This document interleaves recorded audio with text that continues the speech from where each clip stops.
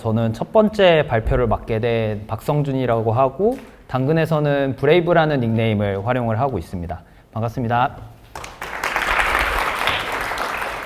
네, 작년에 저희 그 유저 서비스가 마이크로 서비스로 분리됐어요. 원래는 중고거래 서버에 같이 섞여 있었는데 그 이후에 1년간의 성장기를 오늘 다루어 본다고 생각하시면 좋을 것 같고 제목에 근데 물음표가 붙어 있죠. 그냥 행복했다면 아마 붙어 있지 않았을 거라고 생각하고 결과론적으로는 행복한 개발을 하고 있지만 그 과정에서 겪었던 경험들을 좀 오늘 공유해 드리려고 합니다. 네, 저는 백엔드 엔지니어고요. 매일 750만 명 이상이 사용하는 그 당근의 유저의 가입, 로그인, 그다음에 탈퇴까지 그런 유저의 라이프 사이클 관리와 사용자 인증 관련 기능들의 엔지니어링을 맡고 있어요. 그 외에도 당근이 다른 당근에 많은 팀들이 존재하는데 그 팀들에게 인증 정보나 유저 정보와 같은 핵심 정보를 서빙을 하고 있어 플랫폼 개발자로서 이 발표에 참여하게 되었습니다. 현재는 주력으로 고어 언어를 사용하고 있고 그 전에는 좀 흔하게 사용되는 자바 스프링을 그 전에는 엘릭서라는 함수형 언어를 통해서 웹 서비스를 개발해 왔습니다. 컨텐츠 목차인데요. 뭐 요약하자면 그냥 행복한 서비스 개발을 위해서 고민했던 백엔드 고도화 과정을 다룰 예정입니다. 네, 이 발표는 어떤 분들께 도움이 될까 좀 고민을 많이 해봤는데요. 잠시만요. 네, 어떤 분들이 도움이 될까 고민을 해봤는데 우선은 고 서버의 웹 서비스 개발 사례에 관심이 있으시거나 아니면 도입을 고민해 보시는 분들에게 도움이 될 것 같고요.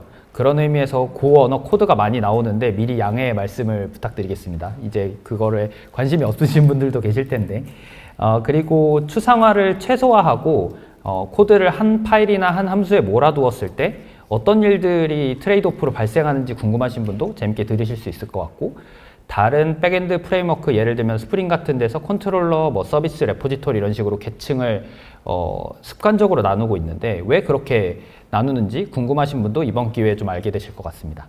그리고 레이어드 아키텍처로 인한 게 저희가 필요해서 도입을 했는데 좋기만 할 줄 알았는데 트레이드오프도 만나게 됐어요. 그런 것도 궁금하신 분들은 이번 기회에 알아가실 수 있을 것 같습니다. 네, 모노로식에서 마이크로 서비스로 개발자들이 행복해졌을까요? 요거를 하기 전에 우선은 작년 테크 미트업 때 저희 팀 동료인 그 키가 발표하신 걸 배경을 이해하기 위해서 조금 설명을 드리면 과거에는 이 4만여 개의 커밋에 빛나는 중고거래 서버에 그 유저와 인증 등등의 서비스가 다 함께 개발되고 있었어요. 네, 당근은 그 당시에도 빠르게 성장하는 서비스였기 때문에 서비스가 확장되면서 세부 서비스들이 계속 추가되는 구조였고 이렇게 전체 서비스에 세부 서비스에 영향을 미치는 케이스가 점점 발생하고 있었고요.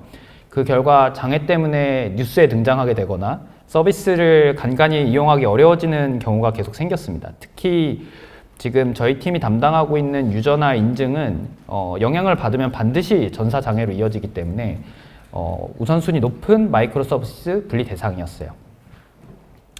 뭐 그 외에도 중고거래 서버는 지금도 10회씩 커밋이 되는 되게 활발한 프로젝트고 그 CI나 PR 등을 통해서 이제 충돌이 발생했을 때에 대한 피로도가 감소했다는 장점이 있고 그리고 이력을 알 수 없었던 과거의 유저에 대한 레거시와 기술 부채를 제거하는 부분도 있었고 그다음에 이 유저 서비스만의 분리된 업저버빌리티를 가지게 된다는 점도 좀 이번 기회에 얻은 점들이 아니었을까라는 생각이고요. 네. 그래서 이제 오늘 주제로 들어오자면 그 가운데에 줄이 있는 게 혹시 보이시나요? 제가 그냥 재밌으라고 넣었는데 별로 재미가 없는데 그 실은 이게 예전에 그 오늘의 주인공인 그 예전부터 꾸준히 유지 보수를 해왔던 그 가입과 로그인을 한 번에 다루는 gRPC 함수예요. 무려 1500줄에 달하고 이거에 대한 그 테스트 코드는 12000줄에 달하는 굉장히 큰 코드였고 제가 처음 봤을 때 이거를 보고 놀랐던 기억이 나요. 입사했을 때. 좀 더 보기 좋게 코드로 보여드리면은 이런 식이고 이 초록색 부분이 메인인데 이 에러나 파란색 부분들은 고에서 약간 고의 특징이라 그냥 약간 흘려보시면 될 것 같고 이게 슈도 코드에 가까운 코드라고 봐주시면 좋을 것 같고요. 이런 로직들이 대부분 함수화되지 않고, 지금은 함수로 표현했는데 함수화되지 않고 쭉 한 파일에 있는 구조였어요. 제가 그전 회사들에 다닐 때는 뭔가 뭐 함수는 작고 뭐 작게 만들어야 되고 깊게 만들어야 되고, 그 다음에 아니면 얕고 넓게 만들어야 되고, 뭐 이런 되게 명언들을 많이 공부하면서 자라왔는데, 개발자로서 이렇게 좀 한 개의 주요 로직들이 모두 몰려있는 모습을 보면서 조금 충격적이었어요. 근데 뭐 이제 그 뒤에 설명이 나오겠지만 다 그런 이유가 있더라고요. 그래서 그 이야기를 한번 해보겠습니다. 그래서 구현 영역을 조금 나눠봤는데요. 먼저 전처리 영역이에요. 이 부분은 그 함수에 들어와서 맨 처음에 뭐 인증이 되어 있는 요청인지, 아니면 이게 요청이 뭐 파라미터가 빠진 게 있는지, 아니면 뭐 범위를 넘어가든지, 아니면 뭔가 그 기초적으로 앞서 검증해야 되는 것들이 로직으로 구현되어 있었고요.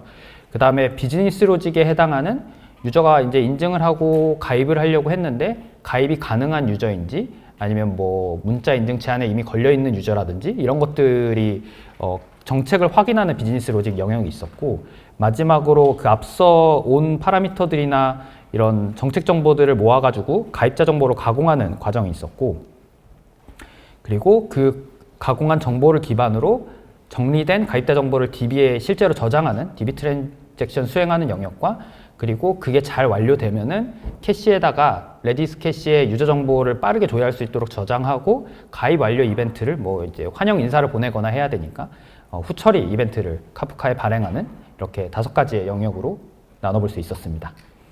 그러면 이걸 왜 하나의, 누가 봐도 이렇게 영역이 나눠지는 것 같은데 이걸 왜 하나의 것으로 두었을까를 고민해 보면 고의 철학을 조금 이야기해 보면 좋을 것 같은데요. 이게 그 위키피디아에서 디자인이라는 탭의 첫 번째 문장이에요. 고는 C 언어의 영향을 받았지만 더 강조하는 건 단순함과 안전이다. 그래서 이 심플리시티와 세이프티가 가장 중요한 이 고의 철학이라고 볼 수 있었고, 이게 왜 그런 것들이 이 언어에서 중요한 점이라고 보는지 이 고 언어의 창시자인 분의 배경을 좀 살펴봐야 되는데, 구글의 대규모 프로젝트로 인한 고통을 너무 많이 받으셨다고 해요. 그래서 빌드가 느리거나 뭐 복 키워드가 너무 많아가지고 그 코드를 바로 이해할 수 없다거나, 아니면 동시성 이슈가 뭐 플랫폼별로 뭐 여러 가지 이슈가 있다거나, 그래서 그런 것들을 좀 쉽게 해결하는 언어가 있었으면 좋겠고, 또 모든 개발자가 코드를 좀 쉽게 읽고 이해할 수 있어야 된다는 철학이 있었다고 해요. 왜냐하면 보통 개발자들은 작성하는 시간보다 코드를 읽는 시간이 훨씬 더 많기 때문에 그런 부분을 감안해서 공식 키워드가 25개밖에 안 되는 언어를 만들었습니다. 그리고 안전성에 대비한 스태틱 타입이나 아니면 익셉션이 없고 직접 다뤄야 한다든지, 그러니까 매직이 없게 만드는 거를 좀 중요시했어요. 그리고 컴파일 언어라는 점도 이런 철학이 담겨있는 특징이라고 보시면 될 것 같습니다. 그래서 고의 철학에 맞게 단순하고 안전하게 개발하기 위해서 이거를 하나의 함수에다가 쭉 가입 로그인이 굉장히 중요한 함수이기 때문에 구현하게 되었다. 네, 그래서 그 비교점으로서 제가 예전에 주로 사용했던 스프링과 비교를 해보면 고 같은 경우에는 그냥 복잡성을 줄이고 단순한 게 중요하다. 단순함, 그 매직 위에 그 단순함이 있다.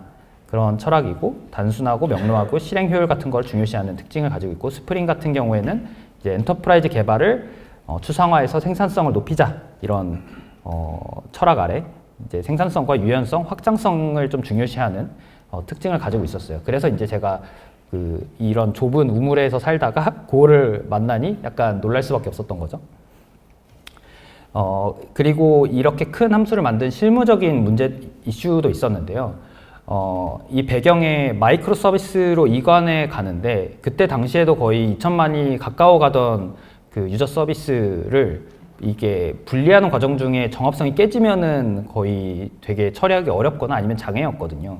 그래서 이런 부분들을 그 초당 20만 번 호출이 들어오는 서버를 어떻게 안전하게 실수 없이 옮기느냐에 집중을 했고, 그러기 위해서는 DB와 제이슨 응답의 정합성을 99.999% 달성을 해야 되는 그 목적에 적합한 구조라고 좀 생각을 했어요. 그래서 우선은 완벽하게 옮기고 추상화나 고도화는 좀 나중에 하자. 아직 개발 사례가 확장하지 않은 상태니까. 그래서 복잡도 낮은 개발과 정합성 문제 시 디버깅에 편리한 이렇게 하나의 함수의 모든 내용들을 모아서 구현하게 되었습니다. 그러면 이제 MSA의 분리에 성공을 했으니까 그러니까 행복하게 그 기능 확장만 하면 되는데 저희가 2년 넘게 이걸 하느라 되게 새로운 기능을 확장하는데 항상 우리는 지금 못한다 이런 식으로 버텨왔었거든요. 근데 개발을 해야 되는데 간단한 변경을 추가하는 거에도 예를 들면 로그인의 정책에 뭐 어떤 것들을 확인하는 뭐가 생겼다 그러면은 12,000줄이나 되는 테스트 케이스 사이사이마다 몇백 줄 넘어서 한 줄씩 추가를 해줬어야 됐어요. 그래서 굉장히 고통스러운 경험이었고 이게 AI가 그때 이제 막 뭐 클로드 코드도 나오고 커서도 나오고 이런 타이밍이어서 도움을 받을까 했는데 너무 컨텍스트가 커서 못 도와주더라고요. 그래서 이것도 결국은 저희가 손수해야 되는 그런 이슈가 있었습니다. 그리고 로그인 방식이 추가될 때마다 비슷한 양만큼 기존 코드가 복제된다는 문제도 있었는데요. 예를 들면 일본의 소셜 로그인을 하는 그 gRPC를 추가를 했는데 그 하나의 커밋이 지금 6,000줄 가까이 추가가 된 거를 확인하실 수 있습니다. 이게 실제로는 뭐 24개 파일이 변경됐다고 하지만 실제로는 2개의 파일에서 대부분 변경이 된 상황이었어요. 그래서 메인 함수랑 테스트 코드. 그래서 이게 줄수야 늘어날 수 있는데 중복 비즈니스 로직이나 아니면 테스트 코드가 분기마다 이게 늘어나다 보니까 좀 저희가 불편함을 많이 느꼈고 이 구조가 좀 알고리즘으로 표현하면은 복잡도가 5의 n 곱하기 m의 구조였어요. 그러니까 예를 들면 로그인 방식이 3개고 로그인에 앞서 확인해야 되는 정책이 3가지라면은 이게 원래는 6가지의 테스트 코드나 비즈니스 로직만 있으면 되는데 이 테스트 코드 같은 경우에는 어쩔 수 없이 각 3개씩마다 다 체크를 해야 되다 보니까 좀 생산성에 굉장히 좀 걸림돌이 되고 있는 상황이었고 코드 작성 시간 중에 60% 이상이 저희가 보통 테스트 코드에 소요됐어요. 그래서 이제 일주일 만에 할 수 있다고 생각해서 뭐 수요일까지 했는데 어쩔 수 없이 이번 주에 끝날 줄 알았던 일들이 주말까지 진행된다든지 이런 문제들이 좀 있었습니다. 결과론적으로는 개발 생산성이 좀 저하되는 모습을 발견했었던 것 같아요. 제가 개발을 이걸 하게 됐을 때. 그래서 이제 레이어드 아키텍처를 도입해야겠다라는 생각을 했고 근데 정확히는 레이어드 아키텍처를 도입해야겠다는 생각보다는 예전부터 제가 익숙히 해왔고 이런 부분만 좀 계층을 차근차근 분리해야겠다는 생각으로 도입을 하기 시작했고요. 위키피디아에서는 멀티티어 아키텍처라고 하더라고요. 그래서 뭐 이거를 레이어를 어떻게 나누는지는 솔직히 좀 개인의 그 인식의 차이가 있는 것 같긴 하지만 저희는 그 전처리에 해당하는 요청을 프리젠테이션 레이어로 받고 그다음에 로직을 처리하는 이제 서비스 레이어라고 생각하는 부분, 뭐 가입 정책 체크나 가입을 완료시키는 부분, 그러니까 가입에 대한 비즈니스 로직을 처리하는 부분들을 좀 로직 레이어로 보고, 그다음에 마지막에 DB 트랜잭션이나 레디스나 아니면 외부 의존성 호출하는 거를 좀 데이터 레이어로 보고 진행을 했습니다. 네, 그래서 이런 레이어드 아키텍처를 적용을 했는데 거기에 대한 트레이드오프를 좀 소개를 해드리겠습니다. 먼저 처음에 다룰 건 전처리 부분이고요. 기존에는 저희가 그 엔드포인트를 정의하는 파일이 따로 있었어요. server.go라는 파일이 있었고 거기에 이런 식으로 signup rpc라는 함수 안에 그냥 그 실제 구현체인 signup 펑션을 이렇게 의존성을 주입해서 넘겨주는 아주 간단한 것들만 이렇게 나열되어 있는 형태로 엔드포인트를 관리했는데 여기다가 좀 전처리 부분을 넣으면은 좀 할 수 있지 않을까?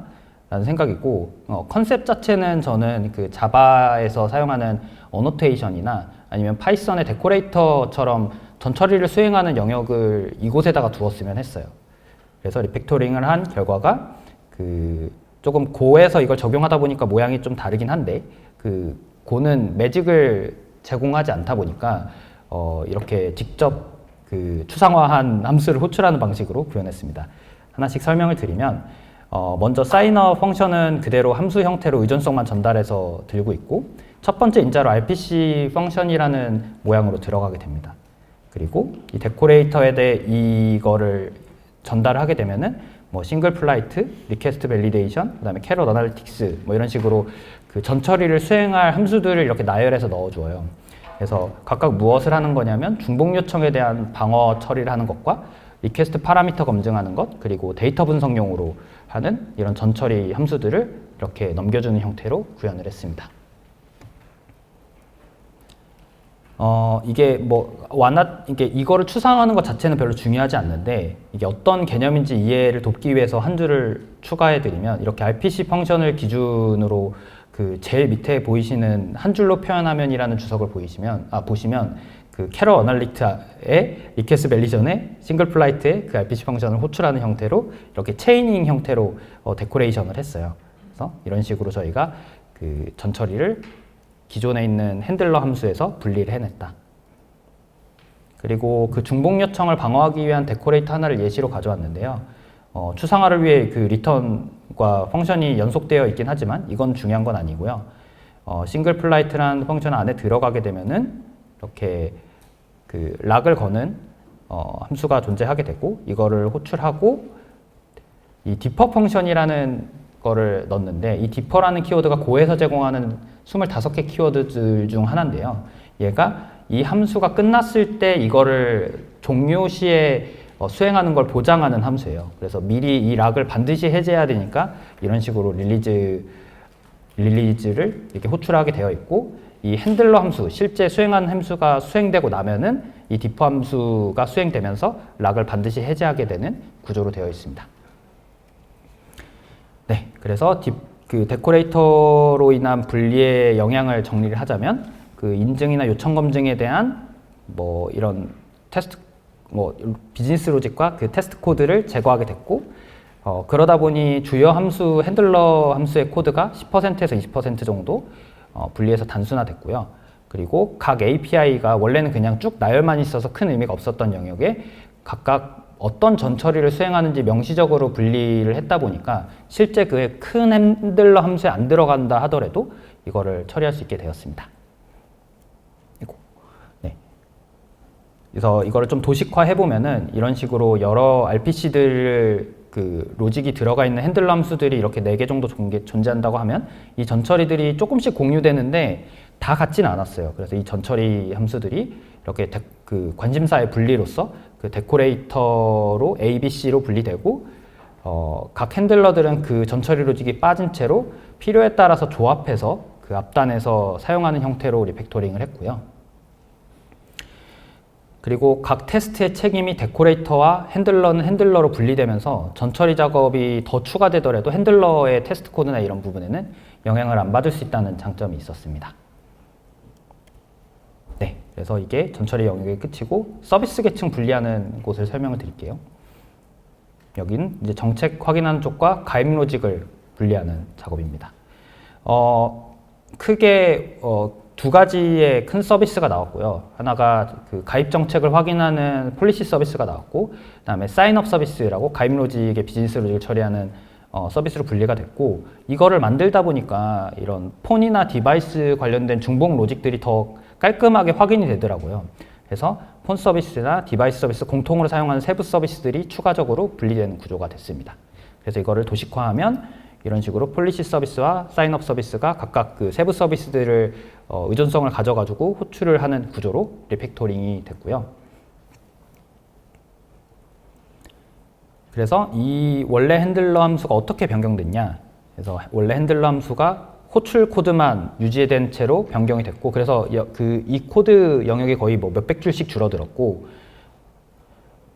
이 호출 영역은 폴리시 서비스랑 사인업 서비스를 호출하고 각각의 그 디바이스 서비스, 폰 서비스, 세부 서비스를 호출하는 구조로 변경이 되었고, 그러다 보니까 폴리시 서비스는 폴리시 서비스의 테스트 코드나 비즈니스 로직만 책임지면 되고, 핸들러 함수의 분기문에 따라서 테스트가 분리되는 어떤 그 테스트 코드의 양이 확연하게 줄어들었어요. 그래서 실질적으로 줄어든 코드량보다 더 많은 테스트 코드가 줄어들어서 저희 좀 생산성이 개선됨을 느꼈습니다. 네, 그래서 서비스 분리의 장점은 중복 비즈니스 로직이 최소화된다는 장점이 있었고, 극단적으로 테스트 코드가 감소됨을 경험했고, 결과론적으로 개발 생산성이 향상됨을 경험했습니다. 그와 반면에 단점도 발견을 했는데, 서비스 순환 참조가 발생했어요. 근데 솔직히 말씀드리면 이거는 아까처럼 구조를 잘 하면 문제가 발생 안 하는데 저희도 처음 분리하다 보니까 너무 큰 서비스를 하나 만들어 버려서 이거는 쪼개야겠다 라고 하면서 서비스 순환 참조가 발생해서 이거는 제가 스트라이크를 이렇게 그어놨습니다. 잘 만드시면 만나지 않으셔도 됩니다. 그리고 트랜잭션 처리 복잡도가 증가했고 불필요한 중복 DB 조회가 발생하게 되었습니다. 하나씩 이게 해체해서 어떻게 해결했는지 말씀드리도록 할게요. 서비스 순환 참조부터 말씀드리겠습니다. 이게 저희 실제 제대로 했으면 발생을 안 했기 때문에 그냥 ABC라는 서비스로 예시를 들어놨고요. 이렇게 그 코드를 보면은 B 서비스가 C 서비스가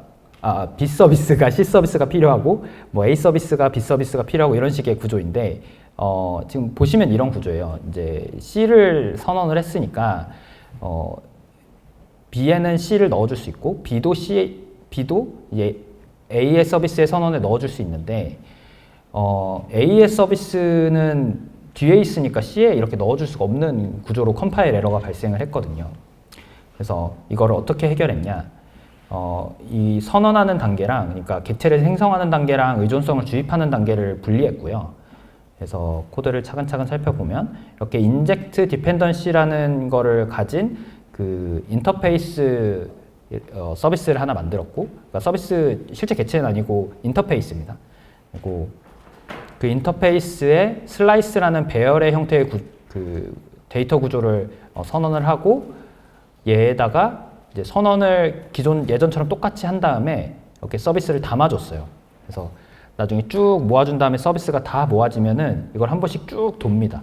그래서 이렇게 포문으로 순회를 해가지고 그 디펜던시를 각자 필요한 거를 그 전체를 순회하면서 이거 내가 필요한 거네 하면 넣어주는 방식으로 이 의존성을 주입해주는 단계를 분리했어요.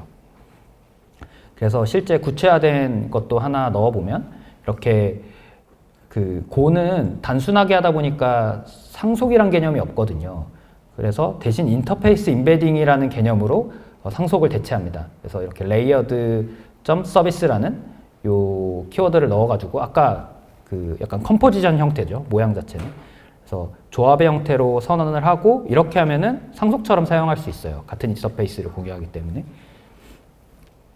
그리고 이 구현 자체는 각 구체화된 이 서비스에서 구현을 하는 거죠. 나는 A 서비스가 필요하네? 그러면은 이렇게 타입 어설션을 해서 이 서비스가 들어오면은 실제 그 서비스로 캐스팅을 한 다음에 케이스문으로 A 서비스에 해당하면은 내 의존성으로 넣어주는 형태로 이렇게 의존성을 주입하는 걸 추가했습니다.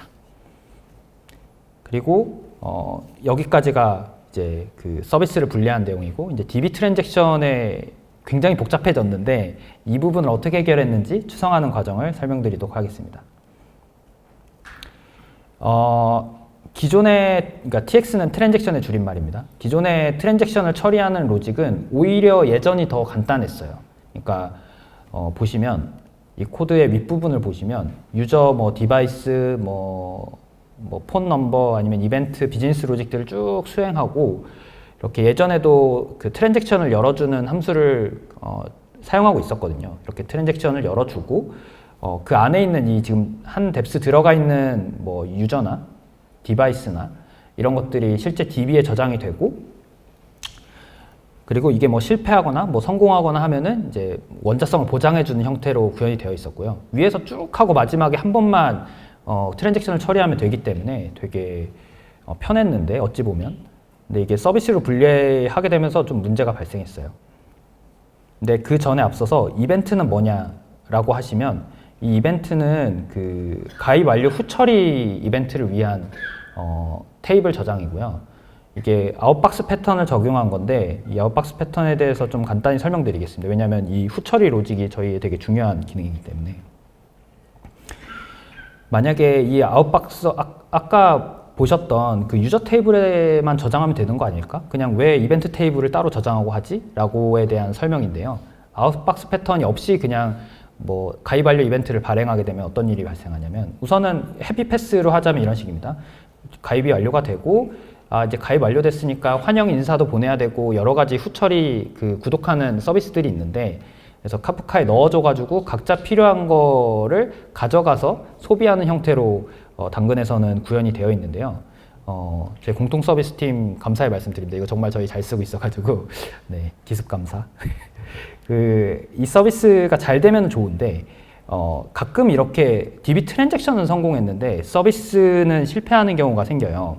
정확히는 이벤트를 발행하는 게 실패할 경우가 생기는데 이 경우에는 얼마나 실패했는지 어디까지 성공했는지가 알기가 굉장히 어렵습니다. 그래서 이걸 어떻게 처리하면 좋을까라고 했던 게 이 트랜잭셔널 아웃박스 패턴인데요. 이렇게 아까와는 다르게 이벤트 테이블이 추가된 걸 보실 수 있고 여기에 이제 이벤트에 대한 내용과 그런 뭐 아이디 같은 것들을 부여해서 DB에 같은 트랜잭션으로 저장을 하게 됩니다. 그래서 가입이 실패하게 되면 이벤트도 저장이 안 돼요. 그래서 이렇게 저장을 하게 되면 똑같이 퍼블리시 이벤트를 하겠죠. 그러면 한 가지가 더 추가되는데 이 업데이트 이벤트 스테이터스를 해줍니다. 이게 발행이 완료됐으니까 이벤트 테이블의 완료 형태로 스테이터스를 변경을 해줘요. 이렇게 하게 되면은 어떤 이벤트가 실패했는지 성공했는지를 이 DB단에서 알 수 있고 뭐 배치잡이나 이런 것들을 추가해서 처리할 수 있게 되는 거죠. 그리고 이제 똑같이 이제 필요한 서비스들이 구독하는 형태로 진행을 하게 되고요. 물론 그럴 수 있어요. 2번은 성공했는데 3번의 업데이트 이벤트 스테이터스는 실패할 수 있는데 구독한 서비스들이 아이디를 저장할 수 있는 구조이기 때문에 그런 것들은 좀 방어가 될 수 있다고 생각을 합니다. 근데 어쨌거나 이게 성공했을 때 발행한다는 것 자체는 무조건 보장할 수 있는 구조여서 신뢰성 있는 그 서비스를 제공하기 위한 기법이라고 보시면 되고요. 이제 다시 돌아와서 그 아까 하나의 트랜잭션으로 만들었던 기존 구조에 이제 이걸 다 서비스한테 이 책임을 넘겨야 되거든요. 지금 보시면 뭐 유저 레코더에 세이브하는 거를 사인업 서비스에 넘겨야 되고 뭐 디바이스 레코더에 세이브하는 거는 디바이스 서비스에 넘겨야 되고 뭐 각 서비스로 이렇게 책임이 넘어가야 되는 상황이죠. 이거를 가장 쉽게 구현하면 이런 형태가 될 겁니다. 이렇게 사인업 함수에 뭐 폰 서비스에 세이브 폰 넘버 해가지고 이제 안에서 저장하고 그리고 또 뭐 폰 넘버에 대한 이벤트, 그러니까 번호가 변경됐어요. 이벤트를 구독하고 싶은 사람이 있다면 거기에 이벤트를 발행할 수 있겠죠. 그리고 디바이스도 마찬가지로 그런 일들이 발생할 수 있고 그리고 사인업, 그러니까 가입 완료에 대한 책임은 사인업 그 서비스에 있기 때문에 사인업도 이렇게 이벤트 프로듀스를 하는 구조로 할 수 있을 것 같습니다. 근데 여기서의 문제점이 뭐였냐면 그 폰 서비스의 트랜잭션은 성공했는데 만약에 디바이스에 대한 서비스 세이브가 실패하면 어떻게 되지? 그러면은 이미 앞서 서비스에 이른 트랜잭션이 성공했기 때문에 이 커밋을 아예 리버트를 해줘야 되는 문제들이 발생하거든요. 그래서 이런 것들이 복잡도가 너무 높아지다 보니까 이 아토미시티를 보장하기가 어려워졌어요.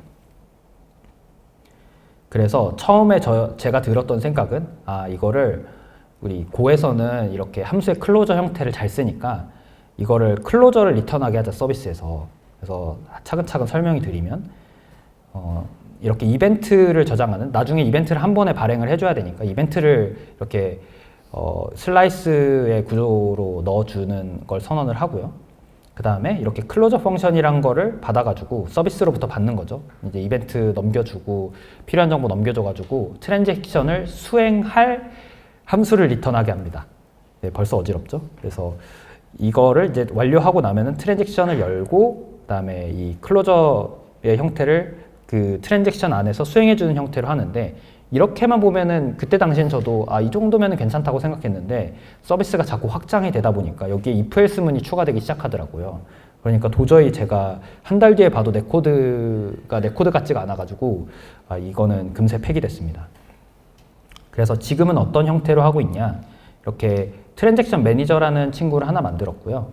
그래서 보시면 이렇게 new tx 매니저라고 해서 트랜잭션 매니저를 생성해주고 그 다음에 트랜잭션 프로바이더라는 그 인자를 넘겨줘서 얘한테 모든 작업들을 하도록 했어요. 그러니까 지금 맨 처음에 가장 쉽게 짰던 코드에서 이 트랜잭션 프로바이더만 넘기는 형태로 구현을 했고 이거를 받으면은 이거에다가 뭐 세이브도 하고 이벤트 발행도 하는 구조로 이거를 좀 추상화를 진행을 했습니다.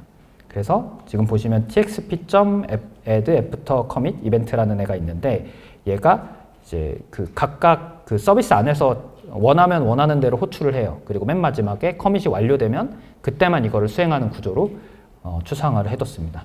그래서 물론 예전보다는 좀 복잡해졌지만 비슷한 복잡도를 할 수 있도록 좀 개선을 한 부분이 여기까지였습니다. 그래서 이제 다 했다 이렇게 생각을 했지만 하나 남은 게 DB 중복 조회가 발생한 건에 대해서 이야기를 해보겠습니다. 아니 트랜잭션도 해결했는데 그 1분에 6만 건씩 그 중복 DB 조회가 발생을 하고 있더라고요. 이게 실제로 저희 데이터독에서 중복에 대한 그 캐시 히트가 그러니까 이 추후에 맞는 거죠. 이 처음에는 테스트 지표를 만들고 지금 이렇게 6만 번씩 계속 캐시 히트를 하고 있고 초당으로 하면 이게 그 초당 1000번씩 중복 호출을 하고 있는 셈이에요. 이게 왜 발생했는지는 인터페이스를 보면 아실 수 있는데 가입 같은 경우에는 그 처음 들어가는 거다 보니까 중복조회 예시로 어려워서 로그인 함수를 가져와 봤는데 이렇게 첫 번째 유저 엔티티를 가져오는 곳이 있고요. 그 다음에 이제 뭐 그 밑에 유저 엔티티를 활용해서 뭐 비즈니스 로직을 수행하게 될 거고 그 다음에 이 서비스, 폰 서비스 안쪽에서 업데이트 폰 넘버 하면서 유저 조회를 또 한 번 하게 됩니다. 이게 왜냐하면 번호를 업데이트하기 전에 실제 뭐 탈퇴한 유저가 아닌지를 확인하는 로직이 이 안에 있어요.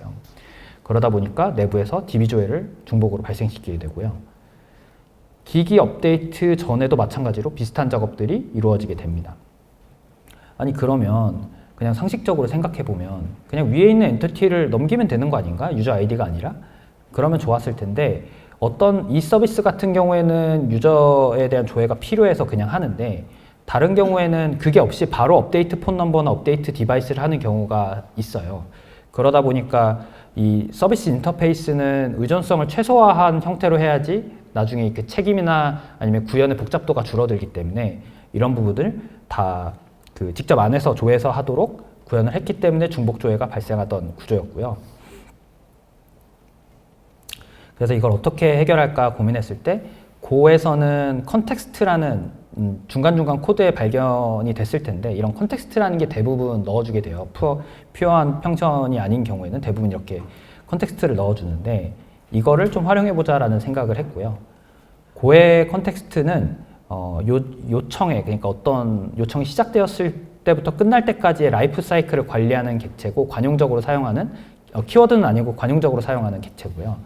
이 대표적으로 취소 신호의 전파라고 해서 어떤 부모 작업이 수행되는 중에 취소되면은 자식의 고루틴들 그러니까 동시성이 발생하는 애들한테도 이게 취소됐으니까 계속하지 말고 끊어 약간 이런 식의 전파해주는 역할을 해주고 있고요. 그 다음에 타임아웃도 설정할 수 있습니다. 뭐 예를 들면 API 요청이 5초 이내에 끝나지 않으면 그냥 취소시켜버려서 자식 고루틴한테도 이거를 끝나게 할 수 있는 걸 제공하는 것도 컨텍스트가 하는 일이고요. 그리고 제가 주목했던 거는 요청 범위의 데이터를 전달하는 부분이에요. 그래서 그 컨텍스트에 정말 적합한 어떤 용도죠. 그래서 뭐 에러를 디버깅하기 위한 트레이싱 아이디를 저장하는 부분, 뭐 인증에 관련된 정보, 그 다음에 유저 아이디 같은 것들을 저장하는 용도로 활용할 수 있고 저희는 여기에 DB가 중복 조회됐을 때 캐싱을 하는 역할도 여기에 추가를 하려고 했습니다. 그래서 기존의 코드를 잠깐 살펴보면 길지 않죠. 그냥 유저 아이디를 받아가지고 유저를 조회하는 건데 주석에 표시된 대로 select from user where id 이런 식의 SQL문을 그냥 ORM으로 구현했다고 생각하시면 되고요. 유저를 조회하는 간단한 함수입니다. 근데 이거를 어떻게 고쳤냐? 지금 보시면 기존의 이 부분 이렇게 그 하이라이트 표시한 부분은 똑같은 코드예요. 똑같이 조회하는 함수를 그대로 감싸는 한 줄을 사이에다가 넣어 놓은 건데 보시면 간단한 구조입니다. get 캐시를 호출하게 되면은 컨텍스트를 들고 가서 캐시 키를 이렇게 받은 아이디를 기준으로 키 값을 생성하고 그 다음에 그 함수를 전달해줘서 만약에 이 키 값에 해당하는 유저가 없으면 이 함수를 수행하고 만약에 캐시가 있다면 그 값을 활용해 라는 식으로 간단한 해시맵 형태로 이 캐시를 구현을 했어요. 네, 이렇게 해서 중복 조회를 막았고 그러면 캐시도 했으니까 그거를 삭제하는 경우도 발생할 수 있잖아요. 정합성을 맞추기 위해서. 그래서 캐시를 해제하기 위한 코드도 이제 업데이트나 딜리트 발생 시에 유저 컨텍스트 캐시를 초기화하는 부분을 넣었습니다. 이것도 아까 보여드렸던 디퍼를 활용해서 구현을 했고 뭐 이거는 감싸는 형태는 아니었고 가장 그 세이브나 어떤 뭐 딜리트나 이런 부분 제일 윗부분에 디퍼 펑션을 추가한 형태로 간단하게 구현을 했고요. 이 오른쪽에 그 주석을 보시면 보면 되게 큰 범위로 삭제를 해요. 보조 키로 얘가 조회를 하는 경우가 발생할 수 있거든요. 아까는 이제 아이디여서 그냥 유저 캐시에 뭐 get에 id를 하면 되지 않을까? 약간 생각을 했는데 보조키를 줘야 하는 케이스를 생각하면은 그걸 관리하기가 어렵겠더라고요. 그래서 그냥 어차피 이 요청할 때마다 캐싱이 많이 발생하진 않기 때문에 그냥 통째로 유저 캐시를 날리는 방식으로 컨텍스트의 정합성을, 그러니까 컨텍스트 캐시의 정합성을 지키는 방향으로 선택했습니다.